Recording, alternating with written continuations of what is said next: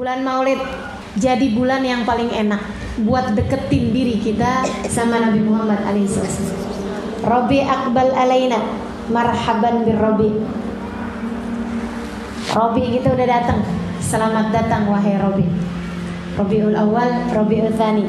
Pintu gerbangnya udah kebuka. Pintu gerbang Maulid. Ibarat tangga sudah mulai terbuka tangga. Ada 60 tangga. Rabiul Awal, Rabiul Tsani. Yang di ujungnya tangga sana ada bagindamu Nabi Muhammad sallallahu alaihi wasallam. Tiap hari satu tangga yang seharusnya kamu naiki mendekatkanmu kepada Rasulullah sallallahu alaihi wasallam. Kalau kamu mau naik, itu dia tangganya udah terbentang. Masalahnya mau naik apa nggak naik? Masalahnya mau naik atau diam di tempat? Atau naudzubillah, jangan sampai bukannya naik kamu malah turun. Yuk kita mau naik nih, bulan Rabiul Awal, Rabiul Tsani. Jadi bulan yang mendekatkan kita sama Nabi. Caranya gimana? Teman-teman sekalian, saya melihatkan 3 caranya. Yang pertama, di bulan Rabiul Awal ini mari kita periksa yang paling dapat mendekatkan kita dengan Nabi, yang paling mendekatkan kita sama Nabi, paling mendekatkan kita mencinta Allah Subhanahu wa taala kepada kita, yaitu memeriksa sunnahnya Nabi Muhammad untuk kita amalkan dalam kehidupan. Teman-teman sekalian, saya muliakan, periksain kebiasaan-kebiasaannya Nabi buat kita amalkan dalam kehidupan kita. Kalau tiap sehari kita periksa satu sunnah Nabi, untuk kita pastiin sepanjang hari itu kita kerjain. Besoknya lagi satu sunnah, besoknya lagi satu sunnah. 60 hari udah dapat 60 sunnah Nabi Muhammad yang terpraktekkan dalam kehidupan kita. Itu tiap hari namanya naik tangga. Sunnah apa yang saya maksudkan di sini? Macam-macam, dari yang kecil sampai yang gede-gede. Kalau yang gede-gede sih rada-rada putus asa jalaninnya ya. Siapa di antara kita yang bisa bangun malam sampai bengkak telapak kaki? Mau sampai umur kita berapa juga kayaknya nggak bakalan nyampe tuh ya. Siapa di antara kita yang kalau sholat malam baca 10 juz Al-Quran? Kayaknya udah dah bakalan. Sedekah dengan seluruh harta kayak Nabi Muhammad? Nggak bakalan. Dengan setengah harta? Aduh, masih jauh benar. Kayaknya kalau buat ngerjain sunnahnya Nabi yang gede-gede gitu, aduh, susah benar. Sunnahnya Nabi untuk nggak punya rasa benci sama siapapun dari makhluknya Allah Subhanahu wa taala di atas muka bumi ini. Kayaknya juga susah itu ya. Jagain perasaan ada aja gitu kan. Sunnahnya Nabi untuk nggak bohong seumur hidup. Sunnah Nabi itu kan. Sunnahnya Nabi teman-teman saya sekalian untuk nggak ghibah seumur hidup. Sunnahnya Nabi itu buat jaga lisan. Sunnahnya Nabi untuk tidak membuat mata melihat yang haram. Bisa apa nggak gitu? Bisa apa nggak? Selama ini udah bisa belum? Belum. Ke depan-depan bisa apa nggak? Saya rada putus asa teman-teman saya sekalian. Untuk mata selalu menunduk setiap kali melihat yang bukan mahram. Aduh, jauh benar. Yang haram-haram kan banyak banget soalnya. Untuk nggak akan ngelihat aurat perempuan misalnya dari pusar ke lutut, kayak rada susah gitu ya. Bahkan di televisi, bahkan di mana-mana, kayak seliweran gitu kan. Untuk memandang orang lain tidak dengan pandangan menghina, untuk memandang orang lain gitu langsung, hati itu bisa jaga. Kayak susah bener nih. Ini sunnahnya Nabi yang besar-besar. Kita kayaknya aduh susah banget nih mau ngerjain. Tapi seenggaknya kita bisa mulai dari yang kecil-kecil teman-teman saya sekalian. Jadi kita kayaknya kalau sunnah yang besar-besar ada susah deh. Tapi kita bisa mulai dari sunnah yang kecil-kecil teman-teman saya sekalian. Sunnah yang plus sama sunnah yang minus. Sunnah yang plus maksudnya nambahin dari yang dikerjakan Nabi. Sunnah yang plus ninggalin yang gak dikerjain sama Nabi. Kan gitu ya. Yang plusnya misalnya tiap hari pastiin masuk ruangan kaki kanan, keluar kaki kiri. Masuk rumah kaki kanan, keluar kaki kiri. Satu itu aja misalnya dikerjain. Besokannya lagi apalagi gitu misalnya ya. Jangan makan sambil berdiri, jangan minum sambil berdiri, misalnya gitu kan. Besokannya lagi adab mau tidur kita baca, gitu kan ya. Besokannya lagi bangun tidur langsung baca doanya, misalnya gitu. Besokannya lagi, tapi tiap kali nambah jangan yang kemarinan ditinggal, kan gitu. Maksud saya nambahin gitu. Terus yang minus juga tuh mesti kita perhatiin. Misalnya hari ini jangan sampai ada ghibah yang keluar, misalnya gitu ya. Besokannya lagi jangan ada kalimat kasar yang keluar. Besokannya lagi jangan ada kepo-kepo. Jangan ada kita ngomongin hal-hal yang sebenarnya nggak perlu buat diomongin. Jangan komentarin yang nggak perlu buat dikomentarin. Kita jagain sepanjang hari itu, gitu ya. Satu selama 60 hari. Ada banyak tuh yang bakalan kita dapat. Gitu teman-teman sekalian. Nggak tidur sebelum baca surat Tabarak, gitu kan ya. Misalnya gitu. Kita jagain nih 60 hari jangan ditinggal. Udah jadi kebiasaan bakalannya. Gitu teman-teman sekalian.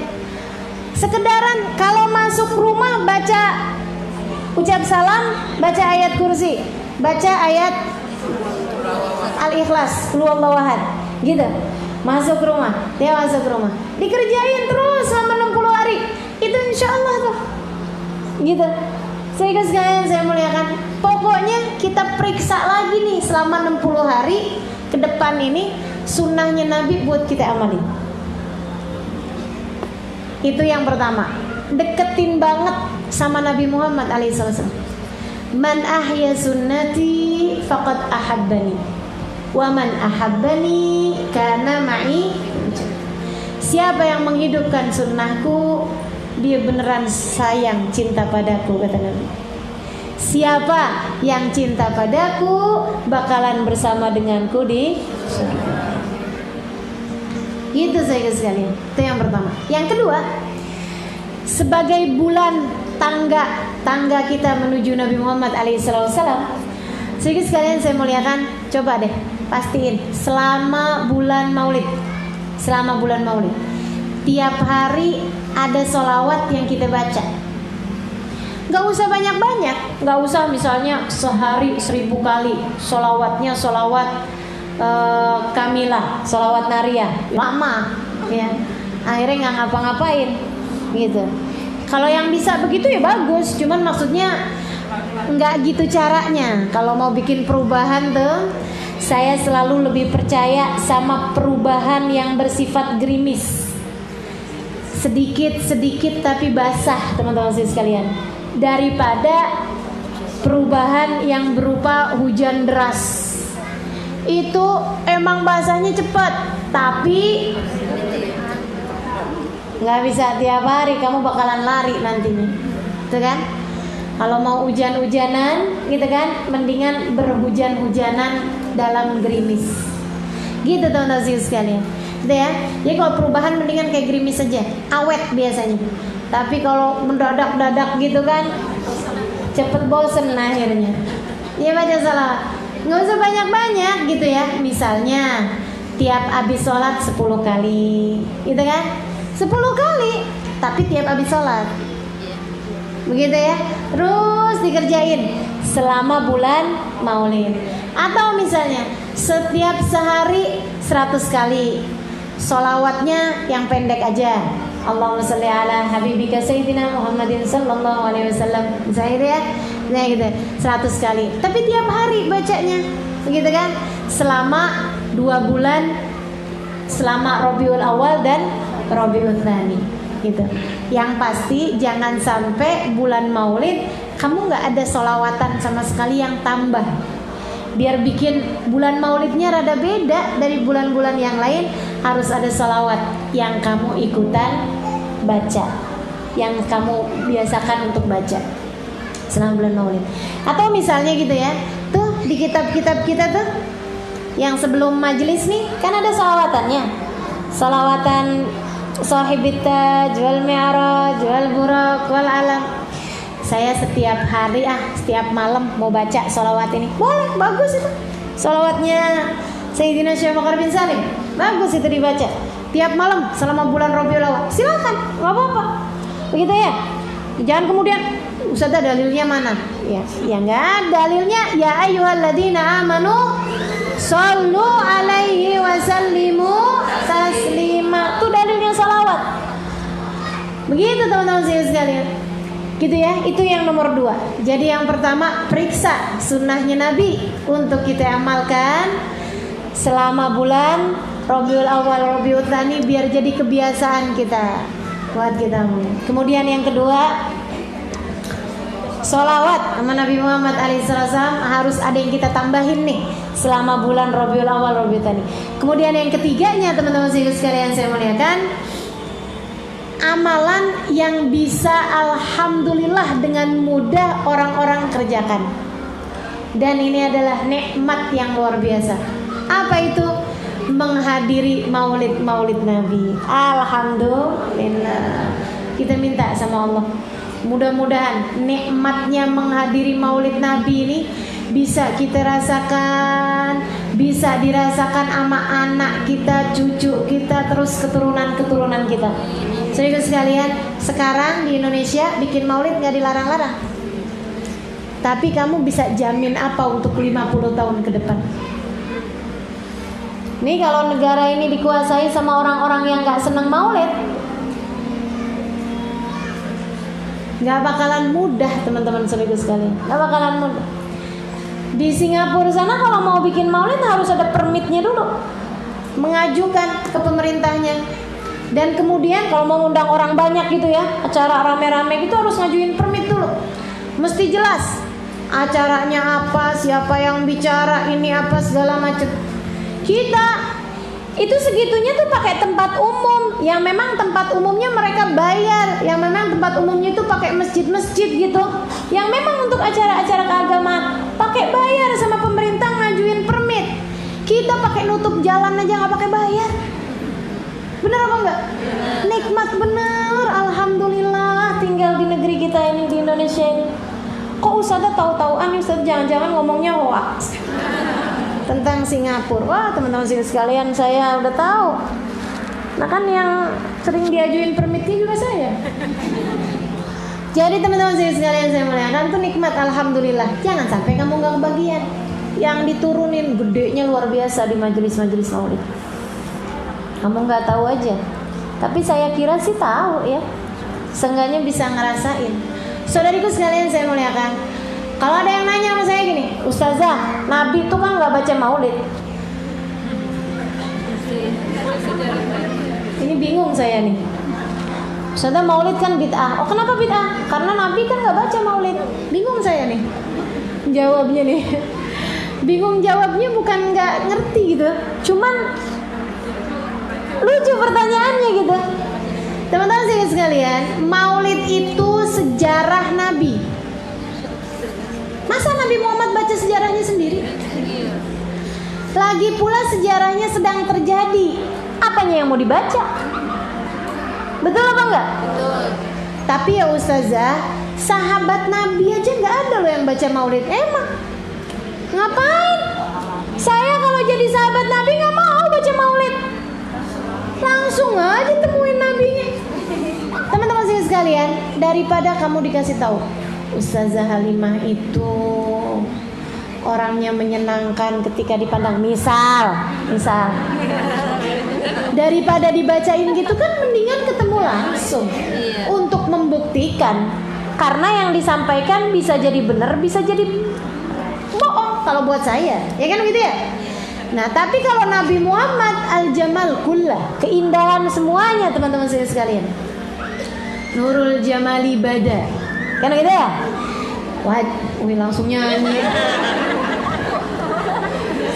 Cahaya keindahan tampak di dalam wajah dan diri Nabi Muhammad sallallahu alaihi wasallam. Sehingga sekalian saya melihat, kalau sama Nabi Muhammad daripada sekedar diceritain, dibacain, mendingan temui langsung. Kalau kita jadi sahabat Nabi, kita nggak bakalan hadir acara peringatan Maulid Nabi Muhammad SAW. Nggak perlu kita rayakan kehadiran Nabi tiap hari. Dengan kita hadir di majelisnya Nabi, kita pandangin wajah Nabi, kita ikut serta bersama Nabi, kan begitu? Itu. Makanya sahabat Nabi nggak ada yang rayain Maulid Nabi Muhammad SAW. Lah terus perayaan Maulid Nabi itu kapan?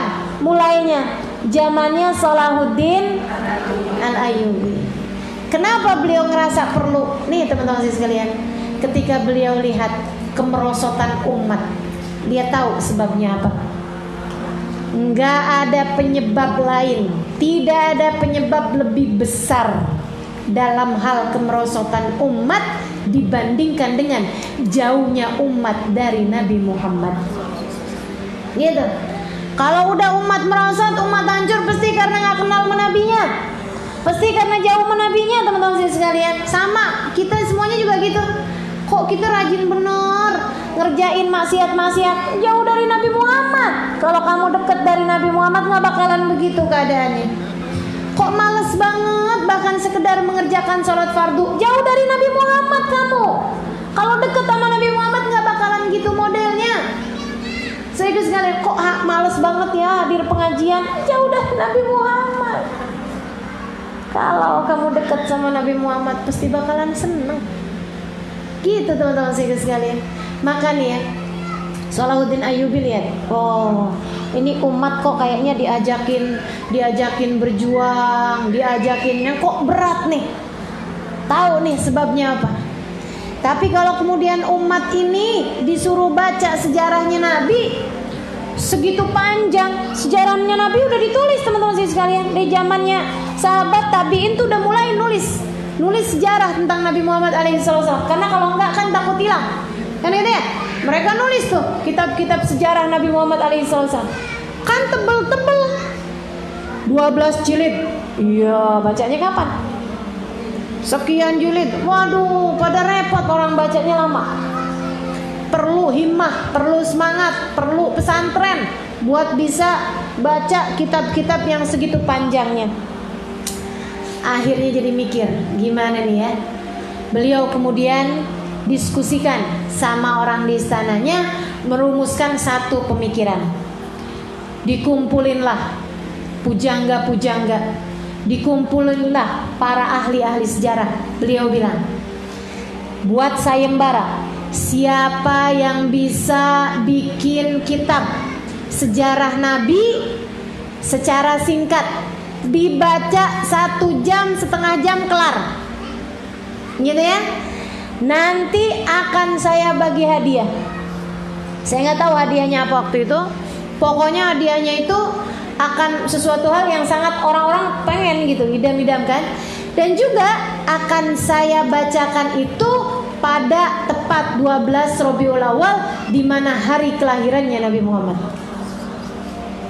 Berlomba-lombalah para ahli sejarah, para ahli sastra bikin kitab tentang Nabi Muhammad alaihissalam dari saat lahir sampai wafat. Bahkan dari sebelum lahir, saat cahaya beliau Allah ciptakan, sampai wafatnya Nabi Muhammad alaihissalam. Sifat-sifatnya Nabi, kemuliaannya Nabi, saat lahirnya Nabi, gitu ya, masa kecilnya Nabi, disusuinnya Nabi sama siapa, gitu ya, itu tulisin semuanya. Sampai kemudian udah pada tenggat waktunya disampaikanlah tulisan-tulisan tersebut. Abu Ayyub suruh para pujangga-pujangga yang ngerti-ngerti tata bahasa, yang ngerti-ngerti sejarah Nabi buat edit, buat ngeliat, buat sensor mana yang paling bagus dan mudah untuk dibaca bersama-sama. Akhirnya dirumuskanlah kitab Barzanji. Itu kitab Maulid paling tua tuh teman-teman saya sekalian. Belum ada diba, apalagi Simtuduron baru-baru. Paling baru Adia Ulame, ya, karena kan itu tulisannya Habib Umarnya juga masih ada. Ini zamannya tabiin, 1000 tahun lebih yang lalu. Dimenangkanlah kitab Maulid namanya Al-Barzanji. Dibacakanlah kemudian. Beliau undangin rakyat. diliburkan semua kegiatan pada tanggal 12 Rabiul Awal. Dan kita juga alhamdulillah ya 12 Rabiul Awal libur kan itu ya. Senang buat merayakan Maulid Nabi Muhammad SAW. Saudaraku sekalian, dibikinlah panggung paling besar. Di mana? Di negerinya beliau sana ya. Buat kemudian dicarilah orang yang suaranya paling bagus-bagus dan paling keras-keras. Sebab zaman itu belum ada mic. Kemudian rakyat dikumpulkan, semuanya mulain tuh dibacain. Ya Rabbi salli ala Muhammad, Ya Rabbi salli alaihi wa sallim, Ya Rabbi salli ala Muhammad, Ya Rabbi salli alaihi wa sallim, Ya Rabbi ballighul wasilah, Ya Rabbi usabil fadilah, Ya Rabbi salli ala Muhammad, Ya Rabbi salli alaihi wa sallim. Bergemuruh mereka baca maulidan Nabi Muhammad SAW sampai saat kan dibacain tuh, diceritain tentang saat ruhnya tercipta, saat semuanya tuh bacain. Orang pada ikut, orang pada dengar, orang pada bayangin. Bahasanya mereka emang bahasa Arab, jadi mereka ngerti kan. Sampai kemudian dibacakanlah tentang detik-detik lahirnya Nabi Muhammad. Saya nggak tahu kalau yang di kitab Barzanji, tapi saya akan bacakan yang di kitab dia ulama deh, dibai deh. Fahtazzal 'arsyu taraban wastibsyara, wazdada al-kursiyyu haibatan wa waqara, wamtala'atis samawati anwara, wa dajjatil malaikatu tahlilan wa tamjidan wa istighfar. Arsy Allah Subhanahu wa taala berguncang dari bahagianya. Kursi singgasana Allah Subhanahu wa taala bertambah kewibawaannya. Langit gegap gempita dengan cahaya, dan jutaan malaikat-malaikat yang ada di atas langit sana, juga yang ada di atas muka bumi, bergemuruh dari sejak awal datangnya maghrib saat kota Mekah, di mana Nabi Muhammad ibundanya sedang hamil besar pada saat tersebut, bergemuruh dengan suara tahlil, takbir dan tamjid. Mereka semuanya berkata, Subhanallah walhamdulillah wa la ilaha illallah wallahu akbar, Subhanallah walhamdulillah wa la ilaha illallah wallahu akbar. Kenapa sebegitu bahagianya? Karena mereka semuanya tidak sabar menantikan kelahiran seseorang. Walam tazal ummuhu tara anwa'an min fakhri wa fadli ila nihayati tamami hamlih. Dan ibunya yang sejak dari awal bulan kehamilan tak henti-henti melihat keajaiban-keajaiban pada diri anak yang sedang akan dilahirkan ini. Tiap bulan melihat orang-orang mulia berdatangan, dan mereka semua berkata, Ya Aminah, innaki qad hamilti bi sayyid walad Adam, fa idza waladtihi fasammihi Muhammada. Wahai Aminah, kamu sekarang sedang hamil yang di dalam kandunganmu manusia terbaik sepanjang sejarah manusia. Jika lahir nanti beri nama ia dengan nama Muhammad. Ila nihayati tamami hamli, sampai genap 9 bulan kelahiran kehamilannya. Falamma ishtadda biha talaq biidni rabbil khalaq, wada'atil habib sallallahu alaihi wasallam sajidan syakiran hamidan ka'annahul badru fi tamam. Saat-saat jelang fajar, di waktu yang telah ditetapkan, lahirlah manusia pembawa cahaya hidayah ini dalam keadaan sujud. Begitu lahirnya, begitu diangkat sama Syafa, anak tersebut tangannya menunjuk ke arah langit. Dia bertahlil kepada Allah Subhanahu wa taala.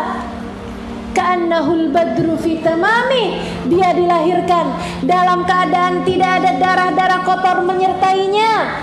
Dia dilahirkan dalam keadaan tidak ada air-air kotor bersama dengannya. Dia posisinya sujud kepada Allah Subhanahu wa taala, tangannya menunjuk ke arah langit seolah memberi sebuah isyarah bahwa anak yang dilahirkan ini akan menjadi perantara antara manusia dengan Allah Subhanahu wa taala Tuhannya. Penunjuk jalan kebahagiaan hidup. Ketika melihatnya, orang seperti melihat purnama yang sedang sempurna-sempurnanya. Lagi diceritain kayak gitu, tiba-tiba aja mereka hatinya nyambung-nyambungnya sama Nabi Muhammad. Tiba-tiba Nabi Muhammadnya hadir secara ruh beliau, tentu saja disaksikan oleh orang-orang yang hatinya bersih, disaksikan oleh orang-orang yang di hati mereka layak untuk melihat tajalli kehadirannya Nabi besar Muhammad alaihissalam. Mereka semuanya enggak tahan ketika melihat Nabi Muhammad hadir tersebut. Segera mereka berdiri untuk menyambut kehadirannya Nabi Muhammad alaihissalam. Ada juga di antara mereka nggak bisa lihat Nabi, tapi berasa, wah, Nabi hadir nih, Nabi hadir. Mereka pun ikut serta berdiri kemudian. Nabi hadir, Allah senang Nabi Muhammad hadir. Ada di antara mereka orang-orang awam kayak kita ya, kayaknya nggak ngelihat Nabi Muhammad hadir, nggak ngerasain Nabi Muhammad hadir. Akan tetapi ketika melihat guru-guru mereka berdiri, mereka ikut berdiri karena takut nggak kebagian sama apa yang dibagi-bagikan. Mereka pun semuanya ikutan berdiri. Ngapain ini kita berdiri? Guru kita berdiri, katanya Rasulullah hadir. Ayo udah berdiri. Aduh, berdiri. Semuanya pada berdiri. Senegeri berdiri semuanya kemudian. Tuh selapangan itu tuh orang semua ribuan orang pada berdiri kemudian. Di saat berdiri itu ngapain kemudian? Ngucap salam rame-rame. Ya Nabi salam alaika, ya Rasul salam alaika, ya Habib salam alaika, salawatullah alaika, Allah ya Nabi salam alaika, ya Rasul salam alaika, ya Habib salam alaika, salawatullah alaika. Mereka kasih pujian menabi, mereka kasih pujian menabi sampai mereka iniin doa apa segala macam, sampai ketika nabinya kemudian sudah cukup lama ya, mereka udah ngerasa udah cukup, kemudian nabinya udah nggak ada juga, kemudian mereka pun turun dan melanjutkan, mereka duduk kembali melanjutkan pembacaan maulid mereka tersebut. Sampai dengan sekarang orang kalau nulis kitab maulid ada pakemnya. Kalau udah cerita tentang saat lahirnya Nabi Muhammad berdiri. Mau kitab dia ulame yang ditulis Habib Umar, mau kitab yang sebelumnya tulis Habib Ali Habsyi Simtudurar, mau kitab sebelumnya ditulis oleh Imam Abi Abdullah Abdurrahman Ad-Dibai, ya semua pokoknya kitab-kitab yang ditulis sama para ulama-ulama menuliskan kitab Maulid Nabi ada pakemnya sama, peraturannya sama. Kalau udah tentang saat lahirnya Nabi Muhammad SAW bacakan, mereka semua akan berdiri untuk membaca salam kepada Nabi Muhammad SAW.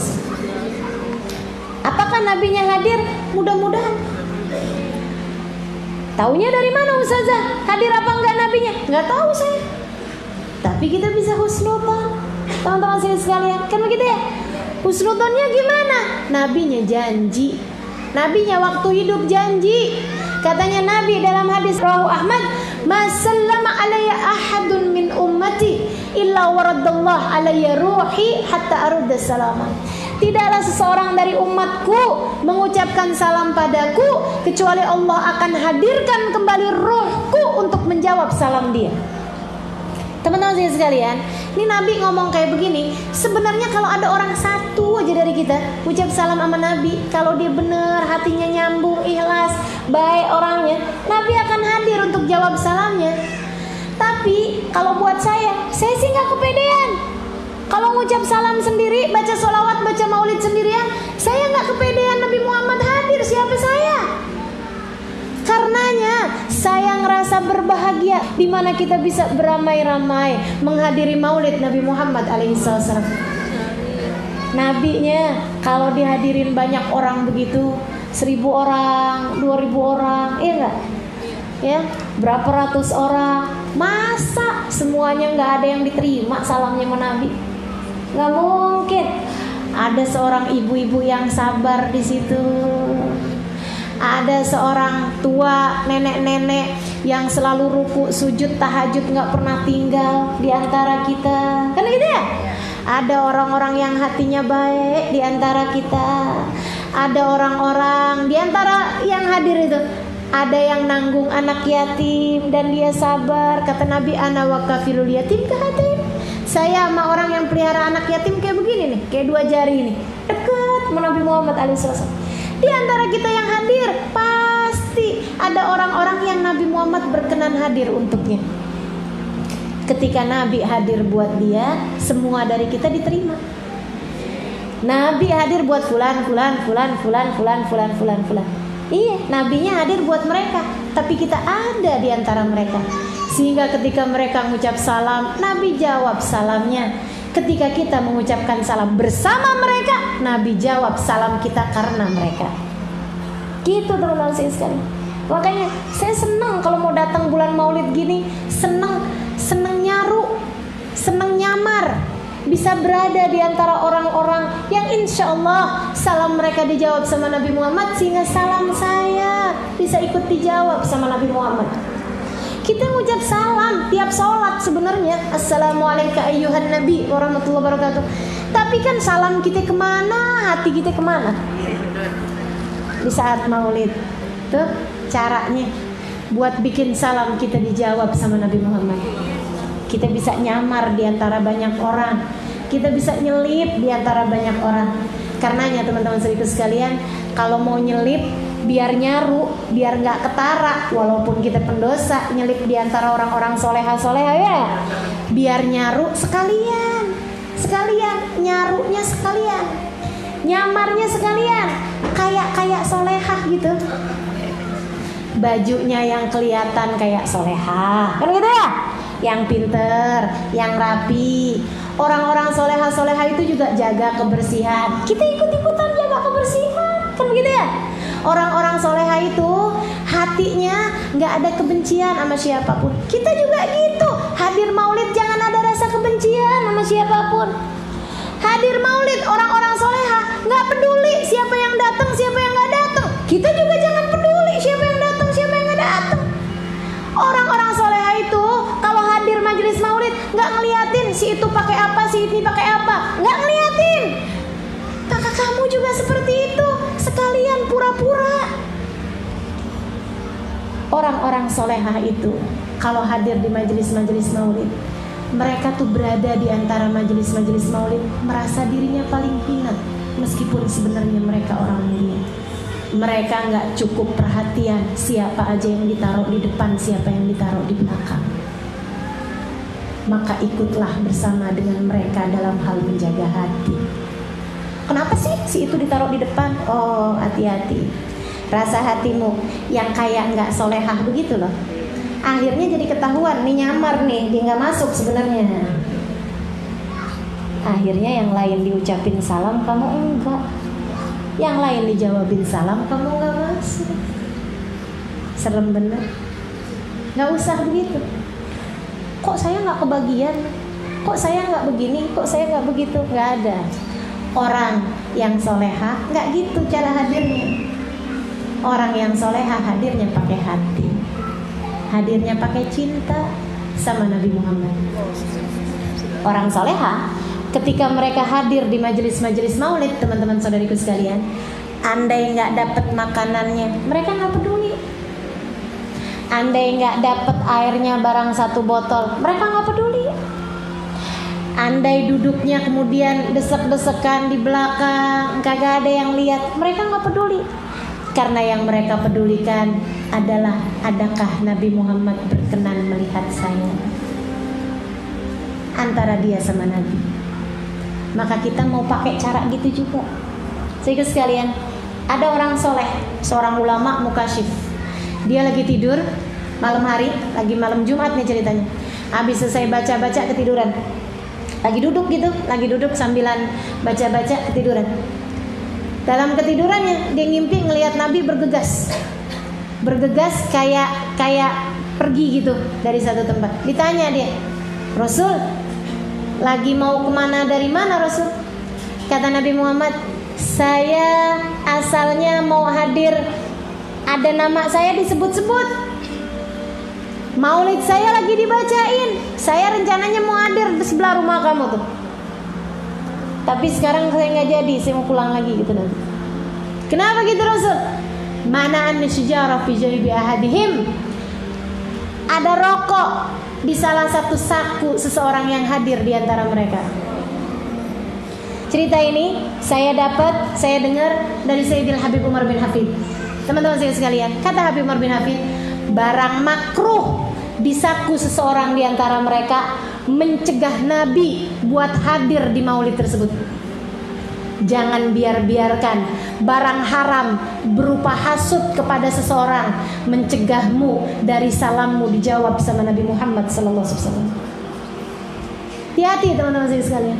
Jangan sampai kebencianmu kepada seseorang, apalagi kesibukan hatimu. Kenapa sih itu taruh di depan? Kenapa sih itu nggak ditaruh di depan? Kenapa saya nggak boleh duduk di situ? Kenapa saya nggak boleh duduk? Sibuk mulu sama yang begituan. Itu barang haram kamu taruh dalam hati kamu, teman-teman saya sekalian. Hadir acara Maulid Nabi mesti yang adab. Hadir acara Maulid Nabi mesti yang akhlak. Hadir acara Maulid Nabi mesti punya etika. Jangan sampai kesibukanmu sama update status nikmatnya hadir Maulid di media-media sosial menghalangkanmu dari sungguh-sungguh merasakan nikmatnya hadir maulid di majelisnya Nabi Muhammad sallallahu alaihi wasallam. Yuk kita berakhlak, ayo kita beradab. Yuk teman-teman sekalian, gak usah sibuk sama yang lain-lain. Dah, jadiin majelis maulid kali ini antara kita sama Nabi. Saya juga sarankan, jika ada teman-teman di sini yang di tempatnya masing-masing menjadi ustazah, mengisi di majelis-majelis maulid, jangan cerita siapa-siapa di majelis maulid kecuali Nabi Muhammad.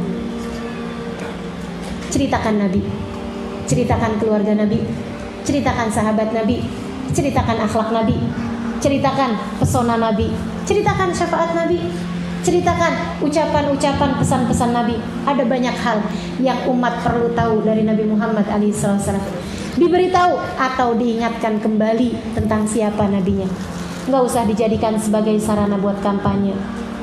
Kalau ada orang yang perlu dikampanyekan di maulid-maulid Nabi Muhammad, hanyalah Nabi Muhammad sallallahu alaihi wasallam. Jangan kampanyekan siapapun di majelis-majelis maulidnya Nabi Muhammad. Khawatir kita terhalang dari keberkahannya Nabi Muhammad sallallahu alaihi wasallam. Iya, Misha.